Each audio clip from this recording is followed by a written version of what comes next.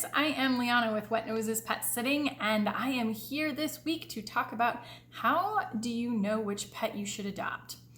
And this is kind of a broad question. It can be used either for how do I know like which kind of breed to adopt of dog, should I adopt a dog or a cat or maybe like a ferret or something else completely. So it's kind of a broad list of questions. And basically what you need to do is ask yourself these questions, make a list, and then try to figure out what kind of animal fits into that scenario. And if you're not sure, maybe ask a professional of some sort, whether it be your veterinarian, if you have a veterinarian that you work with regularly, maybe a dog trainer, maybe an expert at a humane society or a shelter. You can send, if you have a pet sitter that you work with regularly, talk to them. Talk to somebody who's an expert who can give you some advice on what kind of animal might be a good fit for your home. It's easier to solve these problems before you ever get the pet than after. So here's my fantastic list that I recommend for people to read through. A basic question about like, what is your lifestyle like? Like, do you work from home, which so many of us do these days?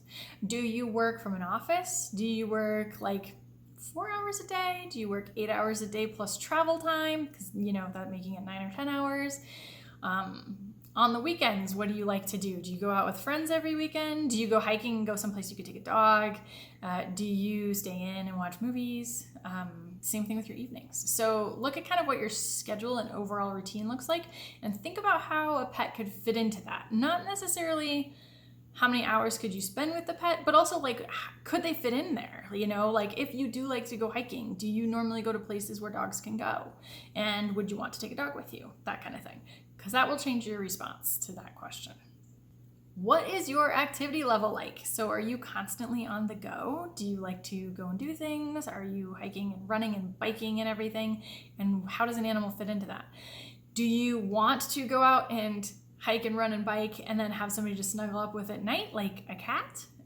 Or do you want somebody that can go and join you on those things, like an active dog? Because that makes that very different situation. Do you have any allergies to fur, dander, scratches? Sometimes people have no problems until like a cat accidentally scratches them. Anything like that. Don't assume necessarily that you're going to take allergy medication for the rest of your life unless you've already done that and it works, because that is not the best approach. Sometimes things are worse once the animal's actually living in your home. It's very different being around an animal 24/7, especially one that might want to sleep on the bed with you or be sleeping on your pillows while you're gone. That's going to be a very different scenario. And granted, sometimes you can make it work, but why make life difficult if you don't have to? So if you already know that you have an issue with a particular type of animal, maybe just try to avoid that right up front so you don't have to worry about it. Do you travel often? And when you travel, are you road tripping or are you flying? And are you going to places that you can bring pets with you? And would you even want to do that? A lot of people travel to get away from things, and there's nothing wrong with wanting to leave your pets at home. That's what pet sitting companies are all about. So, but it makes a big difference if you want to have your pet get boarded or have a pet sitter, and what the frequency and the cost of that is going to be.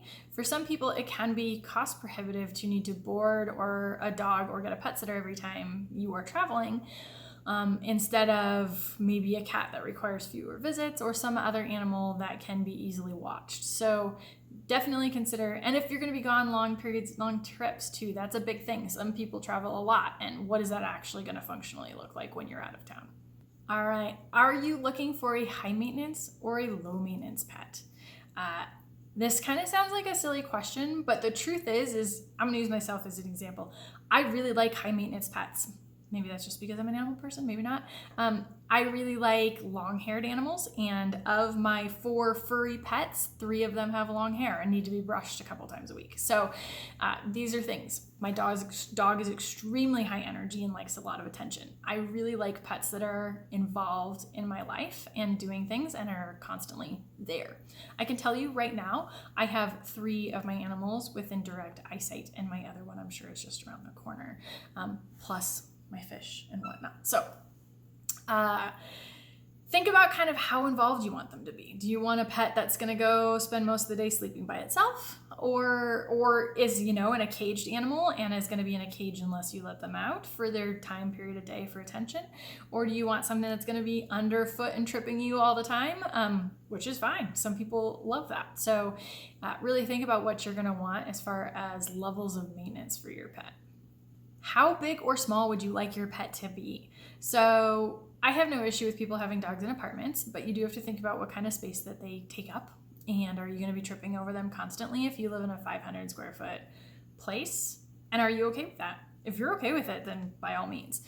But just think about what that actually is going to look like as a dynamic and what you're willing to live with. Are you worried about sitting on a little dog if you get a little dog, if you're not paying attention or tripping over them? Or versus are you worried about getting a Great Dane and they drool on the walls? So these are all just kind of things to take into account when you're deciding what is a best fit for your household. And last one, what can you realistically afford in terms of pet care? And this includes all the basic things, like what can you afford as far as food? Because feeding a dog an expensive dog food or feeding them a raw diet is much different than feeding a guinea pig, for instance. Veterinary care, if you know, some breeds are more prone to health problems. You get things like Maine Coons and Ragdolls and, you know, even the specialty breed cats, some of them have health problems and stuff, more so than other cats. I'm going to use a Great Dane again. You know, Great Danes are prone to different health problems. German Shepherds, you know, sometimes depending upon the breed, the line and the breeding and stuff, are prone to hip dysplasia. Like, can you afford to treat that?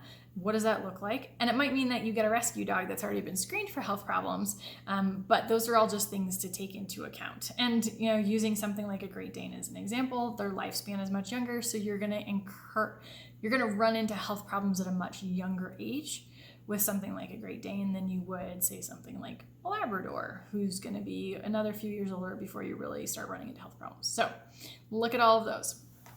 So hopefully at this point you can answer all of these questions and really take a look, and it might just become quickly obvious to you, like what type of pet you do not want.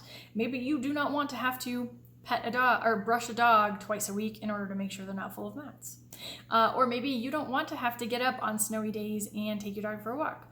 Or maybe you don't like animals sleeping on the bed for you, in which case a cuddly cat may not be your choice. Maybe you want a more mellow cat that's going to just be happy to be in the same room with you, but won't necessarily want to be right there with you.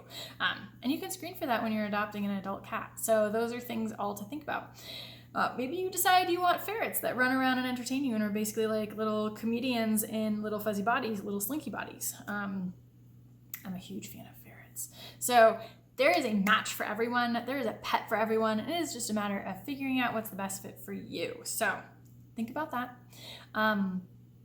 Definitely thank you guys for joining us so much. I really appreciate it. We will be back here next week. Send us any questions that you have. And again, definitely subscribe, follow us wherever you are watching this. And we look forward to hearing from you. Say hello to your pets from us.